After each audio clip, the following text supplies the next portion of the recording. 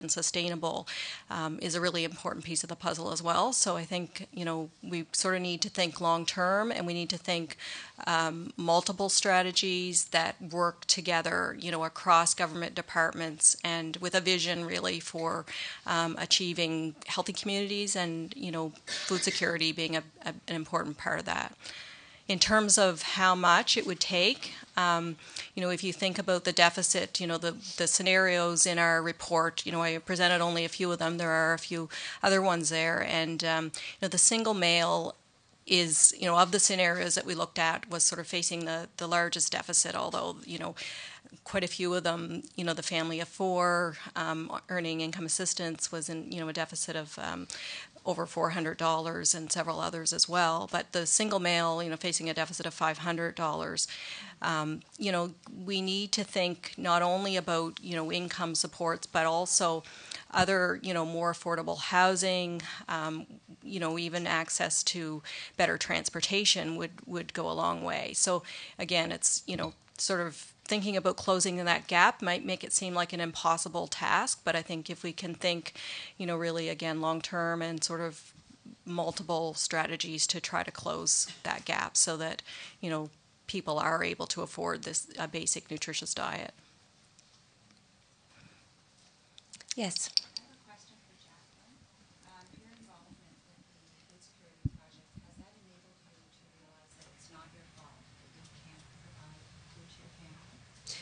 Do you mind if I just repeat your question, because it's a long, narrow room, or maybe would you like to stand up and? My question is to Jacqueline, and I'm wondering if your involvement in the Nova Scotia Food Security Project and the food costing project, has that enabled you to realize that it's not your fault that you can't provide food to your family?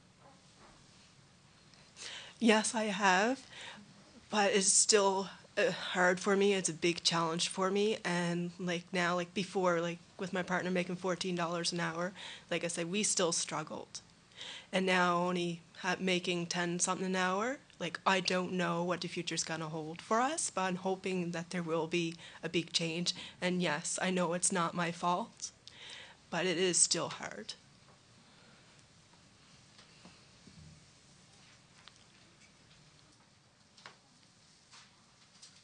Other questions? There will be other opportunities for one-on-one conversation after we conclude here. So if you have some questions, please feel free to approach one of the panelists. So I will conclude this more formal portion of our morning's event. And I would like to thank the panelists, Dr. Williams, Jacqueline, Beth, for sharing this timely and important research and their experience. The 2010 Participatory Food Costing Report and advocacy on this issue will help highlight the importance of addressing food insecurity in our province. So I'd like to also mention, it's a bit of an opportunity for a plug here, I'd also like to mention that this same report will be released at a later time, hosted by the Annapolis Valley Poverty Coalition at the Nova Scotia Community College campus in Middleton on Thursday, May 12th from 6 until 8 p.m. And there's more information on that, and there's also a copy of the report itself on the Participatory Action Research and Training Center for Food Security's website, and that's foodsecurityresearchcenter.ca. I do believe there are a few hard copies, but electronic copies are available, open access.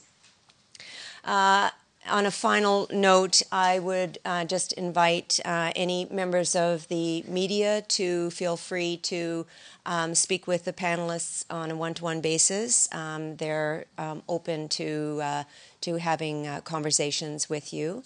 And on behalf of the panelists and on behalf of Mount St. Vincent University, I would like to take the opportunity to thank everyone for coming today and sharing this important release of the report and this experience of gaining some insights into the important issue of food security in our province. And I hope that we can leave this room, each of us, with ideas for ways that we can join the advocacy campaign to make a difference in the lives of all of our neighbors, families, and friends in Nova Scotia. So thank you very much for coming, and I invite you to stay and have informal conversation with one another and with the panelists. Thank you.